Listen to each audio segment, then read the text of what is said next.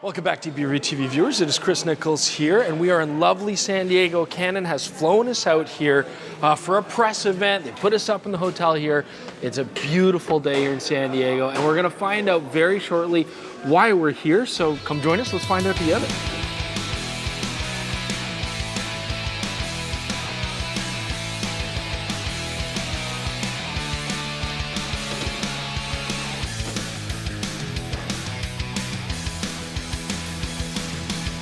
All right, so it's day two, and yes, we do know what we're playing with here. It's the Canon EOS R6 Mark II. Look at that. Lots of new stuff in here to talk about. So the R6 Mark II is pre-production, of course, so this is just an initial review. However, both Jordan and I have R6 Mark IIs, so he's shooting the entire episode on one as well.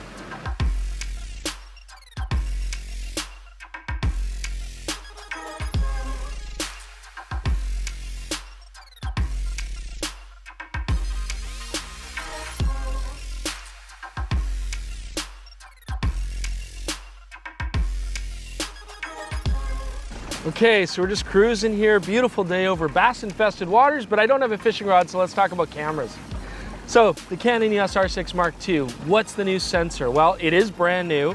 It is a front-side illuminated sensor, not BSI, not stacked, 24 megapixels designed for this camera. Now, one of the standout features is this can shoot 40 frames per second in electronic shutter mode, so although it's not stacked, this sensor reads out fast enough to at least support that speed.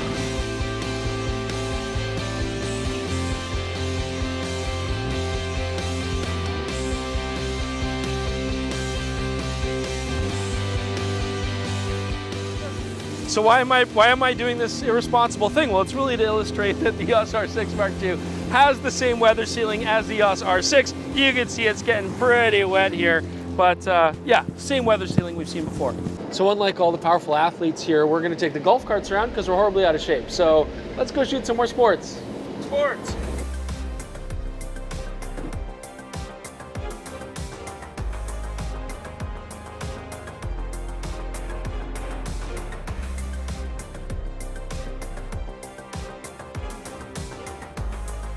So handling, my first impressions of the R6 Mark II, actually very similar to the R6. I mean, the grip feels basically exactly the same battery grip that you can add on the bottom here, but there are some noticeable differences.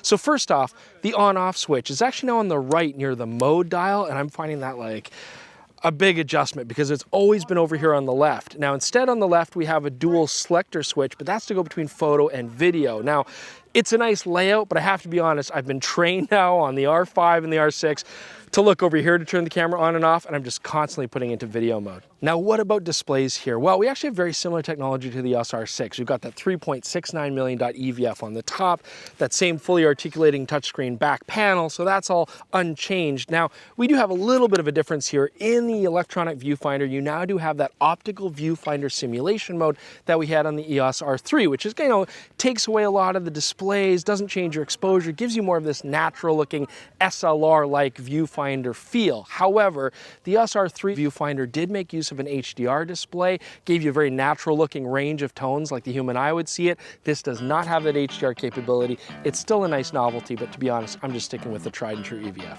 So it turns out the Chula Vista Olympic Athletic Center has lots of sports. So we're off. More sports, Jordan. Sports! Sports, go, sports! Sports!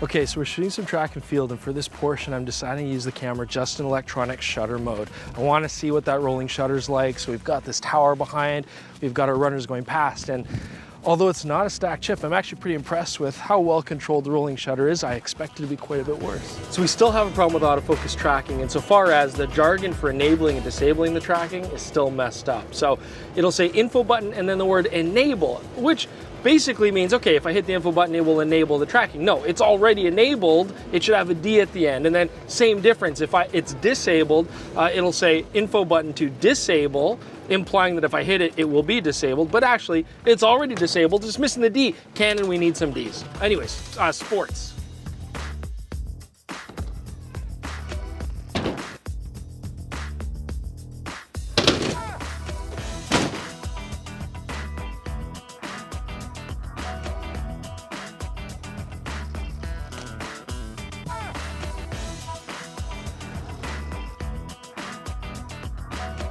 All right, so I've had a good opportunity to test out the 40 frame per second shooting electronic shutter mode. And actually it's working very well. I mean, I'm still getting full autofocus. I could shoot raw burst in that 40 frame per second mode. You know, it's 12-bit raw, so we are losing a little bit of potential to push shadows, change color, but really you still have a lot of room to push and pull. So overall, I'm actually finding that experience very effective when you want to get that extra burst and really maximize your chances of getting a good shot. So yet again, we find ourselves in the back of a golf cart. You know what that means? More sports? Not today, but definitely tomorrow. We're gonna take a break and we got a lot more testing to do. But this is a good time for you guys to subscribe. You know, while we sleep, you can subscribe so you don't miss any more stuff, or if you just wanna support our emotional well-being. Okay, so we're back, but before we get into our events here that we're gonna be shooting, I just wanna talk about battery life here. So first off, very impressive. Jordan shot video all day long. One battery lasted him the whole day. It was blinking red by the end, but still, that's pretty impressive performance. For photography, I still had a couple bars left. That was after shooting 1,700 pictures, and that was actually using the EVF in its fastest frame per second refresh rate. No power saving modes or anything like that. It's using the same battery as the R6, the LPE6NH, and getting incredibly good battery life. So Canon is saying about 580 shots SEPA rated, but clearly you can go much further. Some of the photographers are shooting 3,000 pictures or more and still getting it all on one battery. Now, on the R6 Mark II, we've got dual SD card slots, UHS 2.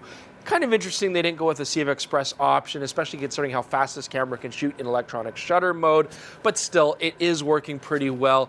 You know, we're finding we want to wait till we get a production camera to really test buffer rate, but we're getting what 80 to 90 shots before the camera has to slow down. In 40 frame per second burst in electronic shutter mode, that's about 2 seconds, just over shooting raw. That's pretty good. Clears to the card fairly quickly, but again, we want to see what a production camera can do.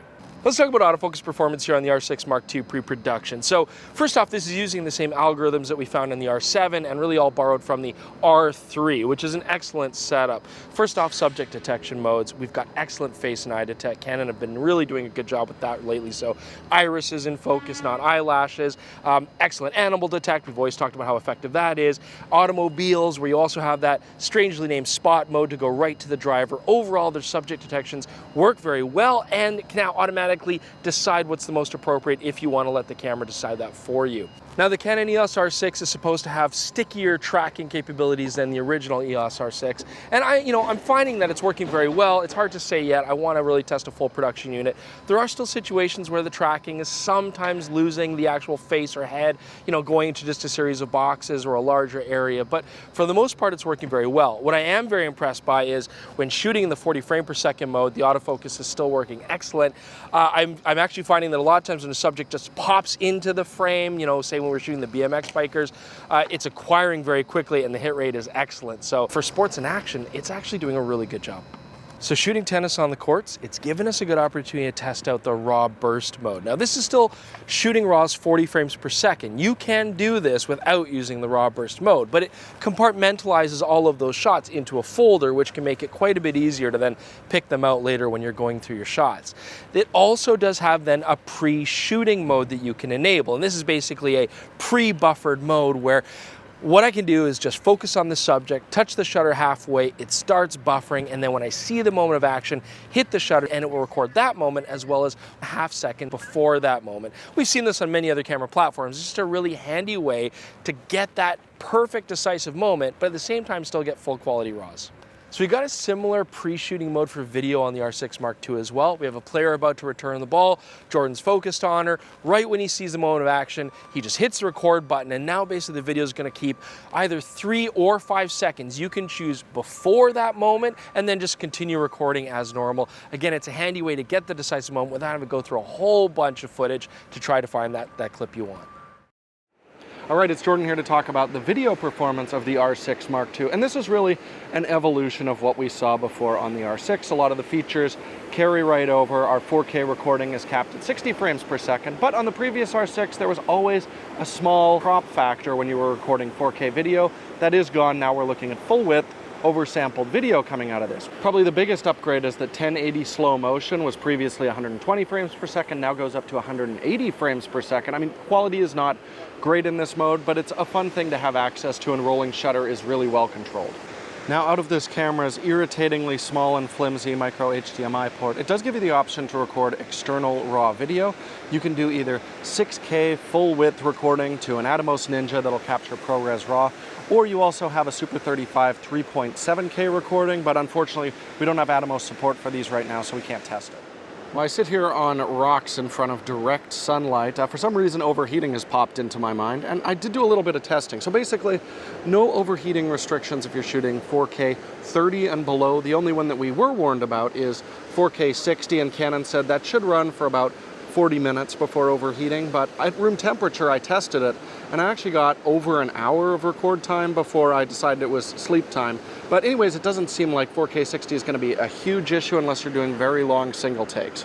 There's a few other small features that have been added, so we now get frame markers for different aspect ratios, which is nice to see. Something I wasn't expecting at all, we now have false color, and this is a way to really easily visualize the exposure of your scene. Every aspect of it will be given a different color value based on how much light is hitting it. It is a really useful way to quickly judge the exposure of a scene, but you'll never actually use it while you're recording. It's actually very distracting, but it's welcome to see it here. Now, obviously, Chris and I have been very impressed with the stills autofocus performance on this camera, so how does the video work? Well, it really does remind me of the previous R6. You can tap your subject to initiate tracking with it, but once you do that, you'll find that it often is trying to find another subject, especially in the background. It'll constantly drift off your chosen subject, so I find you have to actually babysit the camera, just constantly tapping on the subject that you want so the focus doesn't drift away from it. It's really annoying, and a lot of the competitors like Sony are starting to have a much more sticky system than this. The other thing that drives me absolutely crazy is if you're in the high-speed recording and you leave that mode, it doesn't return to your previous shooting rate like 4K 24, 4K 30. It always goes back to 1080 60. And again, on this press trip, that absolutely screwed me when I jumped out of high-speed recording and then shot a bunch of important clips in 1080 60, a mode I would never use. As well, as you can see in the rest of this video, which I primarily shot handheld, you do still get that weird wobbling effect that we've been seeing on the stabilized Canon cameras. And there's other video irritations that have been with us since like the Canon EOS 70D. When you actually start recording video, you lose access to a lot of your tools, like your histogram. Sometimes I want to check my meter when I'm in the middle of recording a scene, or my level. I want to know if the camera's level while I'm actually recording, or punch in and check my focus. Competitors are offering this, Canon isn't, and we've been complaining for years. They still haven't done anything to address it. I mean, don't get me wrong, the EOS R6 Mark II is absolutely an excellent video camera, but it could be a whole lot better with a few minor tweaks. I would really like to see Canon step that up with hopefully a firmware update, but at least listen to us in future models. But yes, this is a very good video camera, but maybe not quite as capable as it is a stills camera. So we've had a fun time on our California adventure, but sadly it has come to a close. We had a good time with the Canon EOS R6 Mark II, and it does seem like a very worthy successor to the R6, but it also still feels like the quirks that we didn't like about the R6, we still don't like here. There's an opportunity to correct those, and they haven't. But everything that we love about the R6 body, the nice handling, the comfortable grip, you know, the moderate weight, that we all love. And then things like the autofocus capabilities seem to have gotten just a little bit tighter. The ability to shoot quickly has gotten much quicker. In fact, I actually utilized that 40 frame per second mode a lot more than I thought I was going to. You know, the main competitor to this camera is going to be the excellent Sony a7 IV, and you know, they're quite similar bodies in a lot of ways, but the big change for me here is this new sensor, and even though it's not stacked, I'm actually really impressed by that rolling shutter performance. It's actually significantly better than what the Sony a7 IV can produce, and so it means that this camera, to me, is a little bit more comfortable to be shooting in electronic shutter mode, a little bit more usable.